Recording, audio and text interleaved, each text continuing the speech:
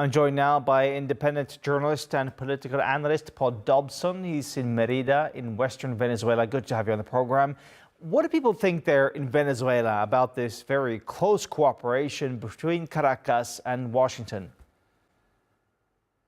Well, many here in Venezuela were watching the question and answers from Marco Rubio today very closely, and they seem to reaffirm suspicions which are increasingly being heard here in Venezuela about extensive collusion between the administration of Delcy Rodriguez and the White House, which she herself has seemed to deny.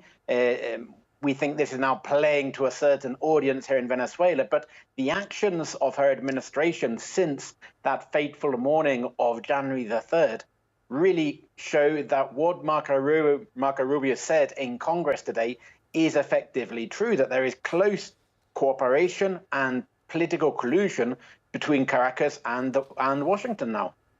Collusion? Are you saying that there was collusion even before the U.S. went in to capture Maduro?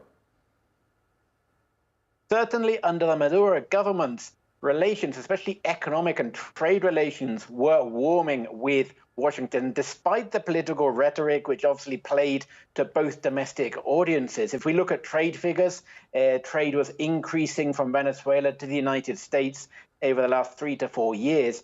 And also, if we look at things like oil deals, Maduro gave a very lucrative oil deal to Chevron for 25 years of extraction of Venezuelan oil only a year and a half ago. So trade and collusion was increasing, but this seems to have now gone on steroids, essentially, under the new administration of Delcy Rodriguez. So, Paul, the opposition leader, Maria Corina Machado, she's apparently told Marco Rubio that she wants to return to her country and that no one has any faith in the interim president, Delcy Rodriguez. Does it appear that Machado is now trying to position herself to take over the leadership of the country?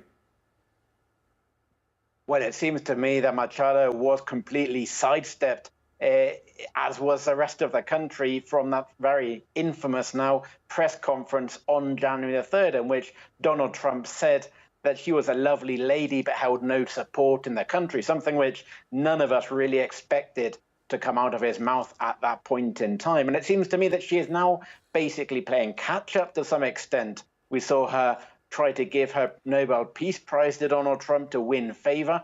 She's now talking to Marco Rubio, and it's really quite unclear what her strategy is and what the White House really, what the role the White House has for her in its future Venezuela strategy.